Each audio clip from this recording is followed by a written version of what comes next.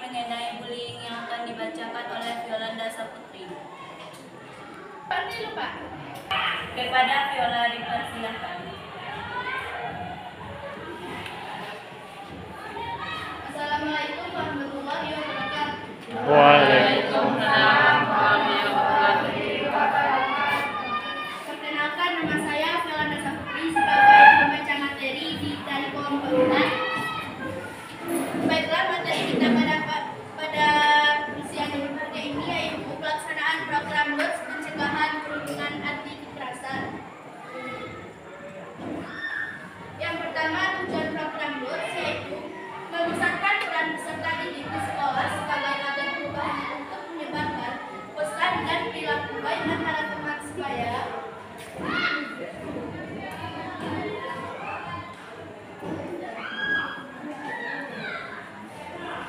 Selanjutnya data. Yang pertama data 2011 sampai 2020 terdapat 37.381 2.473 terjadi di dunia pendidikan. Yang kedua, data Organization of Economic Cooperation and Development pada tahun 2018 mengungkapkan sebanyak 41% murid di Indonesia mengaku pernah mengalami perundungan. Dan yang ketiga, Indonesia juga berada di posisi kelima dari 78 negara dengan murid yang mengalami perundungan paling banyak. Yang keempat, pada tahun 2020 menurut World Health Organization terdapat rata-rata 37% anak perempuan dan 42 anak laki-laki menjadi korban bullying atau perundungan.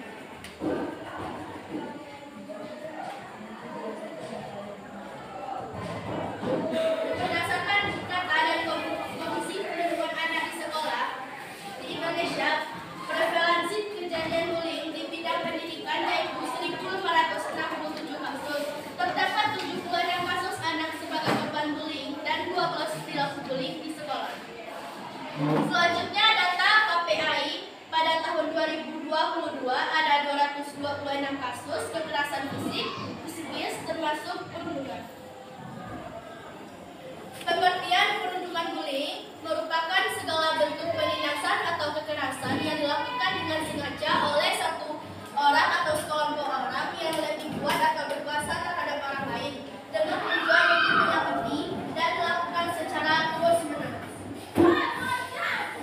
Kategorinya yang pertama kontak fisik langsung, yang kedua kontak verbal langsung, yang ketiga dilakukan verbal langsung, yang keempat perilaku non verbal tidak langsung, yang kelima cyberbullying dan yang kelima pelecehan seksual.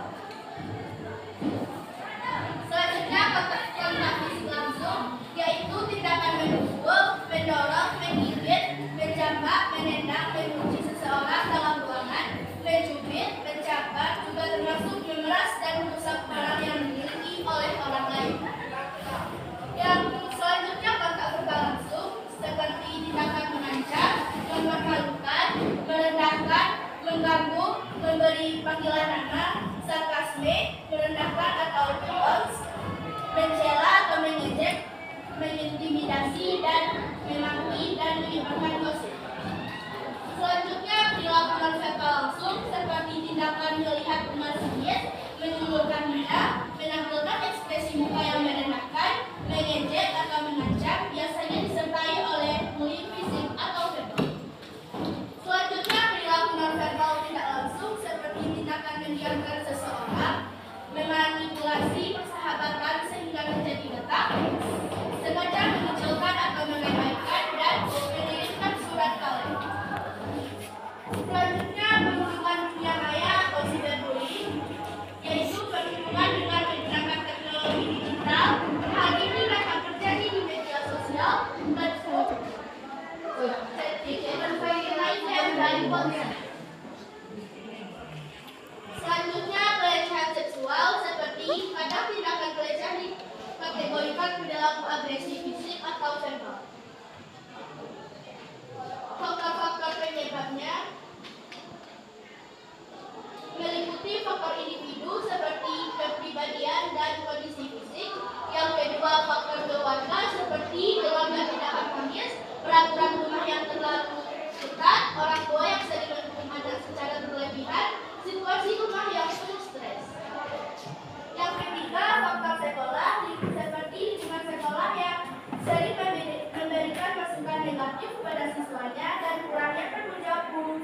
pendidik serta lemahnya pengawasan dari guru. Yang keempat, faktor teman sebaya, yaitu disebabkan karena satu interaksi di sekolah maupun di lingkungan sekitarnya. Selanjutnya, indikasi mengalami perundungan. Yang pertama, menunjukkan ciri-ciri depresi. Yang kedua, memiliki masalah kepercayaan dengan orang lain. Yang ketiga, tidak diterima oleh rekan-rekan mereka. Yang keempat, selalu waspada dan curiga terhadap orang lain, seperti kekhawatiran berlebih. Yang keempat, yang kelima, memiliki masalah menyesuaikan diri dengan sekolah.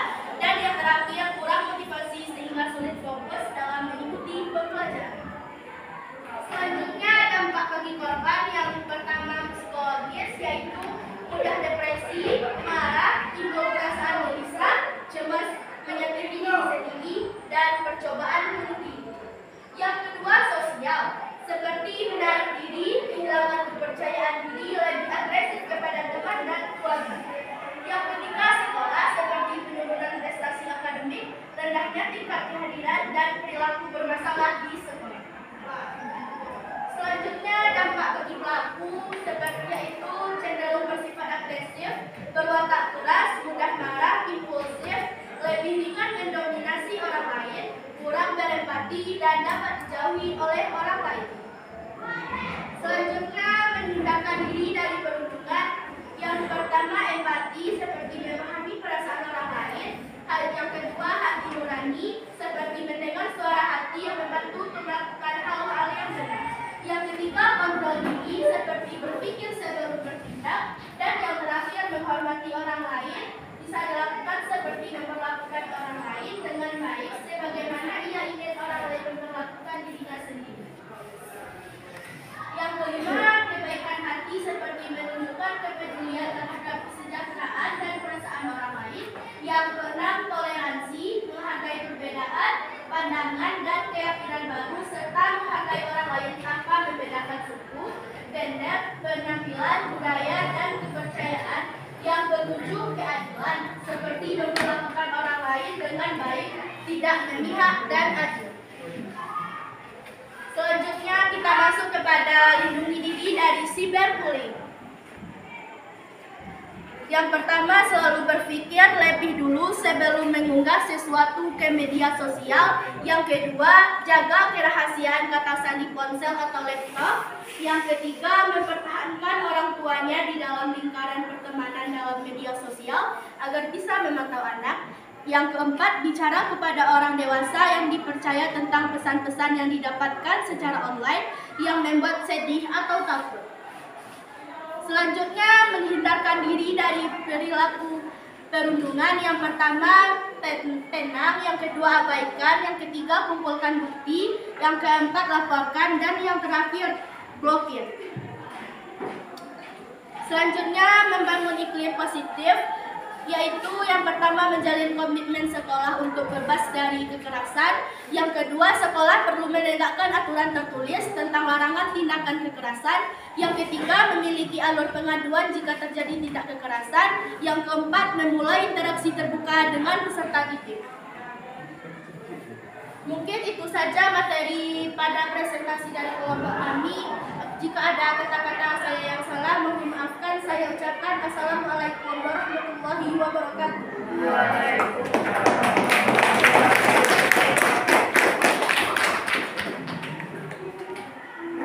Mungkin itulah materi yang dapat kami sampaikan. Jika ada dari kelompok lain yang ingin menambahkan materi, silakan.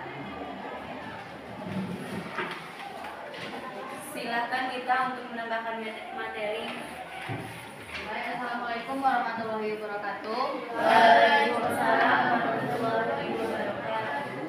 Perkenalkan, saya Gita Renata dari kelompok 1 ingin menambahkan tentang pengertian bullying. Bullying adalah salah satu bentuk dari perilaku agresi dengan kekuatan dominan pada perilaku yang dilakukan secara berulang-ulang dengan tujuan mengganggu anak lain atau korban yang lebih lemah darinya. Victorian Department of Education and Early Childhood Development mendefinisikan bullying terjadi jika seseorang atau sekelompok orang mengganggu atau mengancam keselamatan dan kesehatan seseorang, baik secara fisik maupun psikologis. mengancam properti, reputasi, dan penerimaan sosial serta dilakukan secara berulang dan terus-menerus. Terdapat beberapa jenis bullying. Bullying dapat berbentuk tindakan fisik dan verbal yang dilakukan secara langsung maupun tidak langsung. Sekian, terima kasih. Assalamualaikum warahmatullahi wabarakatuh.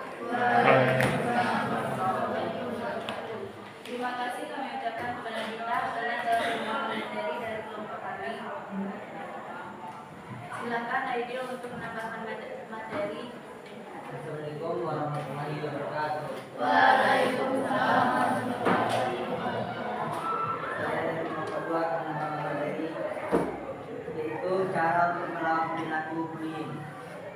1. Jadilah orang yang percaya diri dan tunjukkan ketahanan diri bahwa kita tidak mau mengganggu dan diganggu. 2. Bersikap tenang saat ada yang mengganggu. 3. Jangan biarkan emosi terpancing. 4. Jika melihat ada teman yang menjadi korban, maka tolonglah korban dan laporkan. 5. Lakukan perlawanan diikuti dengan berteriak, lari atau tindakan apapun sambil mencari pertolongan. 6. Catatlah tempat orang-orang yang terlibat dan jenis gangguan yang mereka lakukan. Laporkan pada orang tua, guru, atau pihak berwajib. Sekian, terima kasih. Assalamualaikum warahmatullahi wabarakatuh. Waalaikumsalam warahmatullahi wabarakatuh. Terima kasih kami ucapkan kepada Aidil karena telah menambahkan materi dari kelompok kami. Apakah masih ada yang ingin menambahkan materi? Baik, kami akan melanjutkan ke sesi pertanyaan. Bagi kelompok lain yang ingin bertanya, silakan. Bagi teman-teman yang ingin memberi pertanyaan kami, silakan. Silakan Hafiz untuk memberikan pertanyaan. Assalamualaikum warahmatullahi wabarakatuh. Waalaikumsalam warahmatullahi wabarakatuh. Perkenalkan, nama saya Agus Satrian dari kelompok 1. Saya ingin bertanya. Jelaskan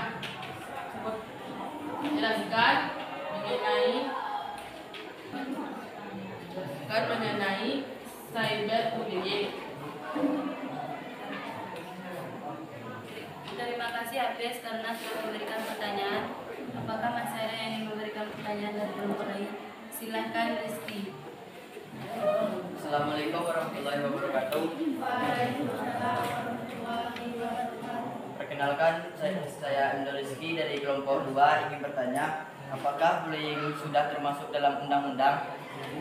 Sekian, terima kasih. Assalamualaikum warahmatullahi wabarakatuh. Waalaikumsalam warahmatullahi wabarakatuh. Terima kasih kami ucapkan kepada Rizky karena sudah menambahkan pertanyaan. Silakan Khalid untuk memberi pertanyaan. Assalamualaikum warahmatullahi wabarakatuh. Waalaikumsalam warahmatullahi wabarakatuh. Perkenalkan, saya Alan dari kelompok 3. Saya akan bertanya apa yang dimaksud dengan bullying secara verbal. Terima kasih kami ucapkan kepada Alim karena sudah menambahkan pertanyaan.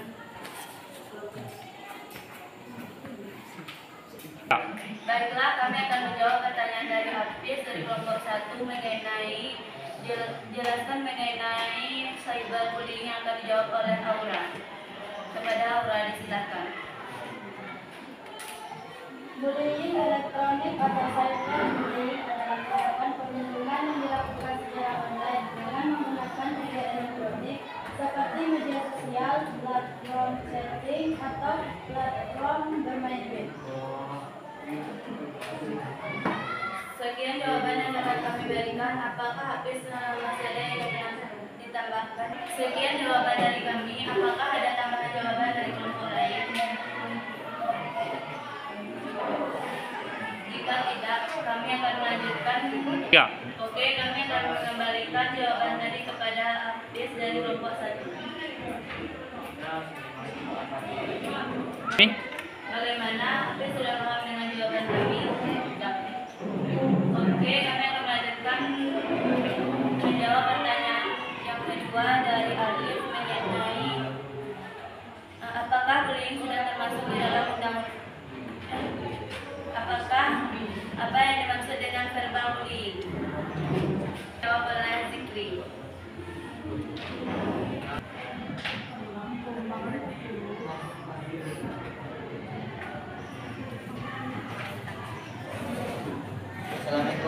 warahmatullahi wabarakatuh.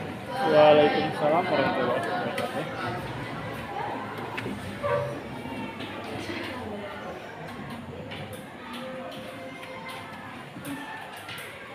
Baiklah, saya akan menjawab pertanyaan dari Alif dari kelompok 3.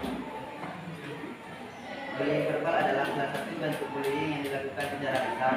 Tindakan penindasan ini tidak meninggalkan bekas luka secara fisik, namun berdampak serius pada kesehatan mental korban bullying itu sendiri. Oke, sekian jawaban dari kelompok kami. Apakah kelompok lain ada yang menambahkan jawaban? Baik, saya akan menambahkan materi dari pertanyaan Arif tadi tentang bullying verbal.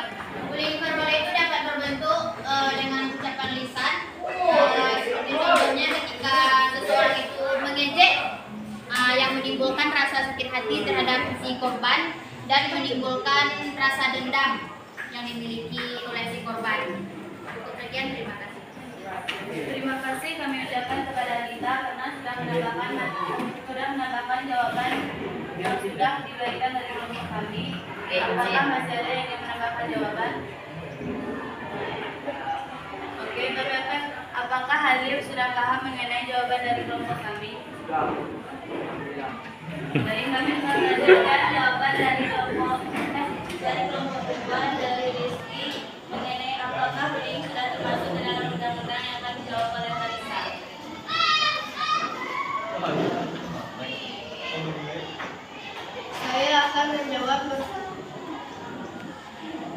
Saya akan menjawab pertanyaan dari Rizky dari kelompok.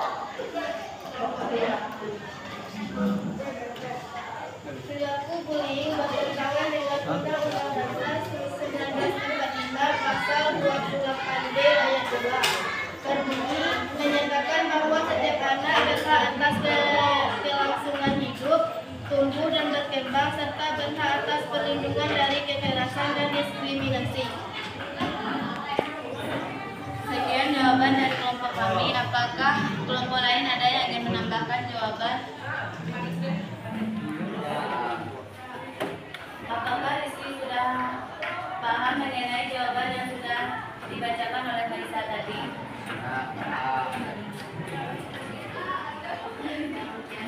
Baiklah, sekian presentasi dari kelompok kami hari ini. Jika ada salah kata, saya mohon maaf. Saya ucapkan Assalamualaikum warahmatullahi wabarakatuh.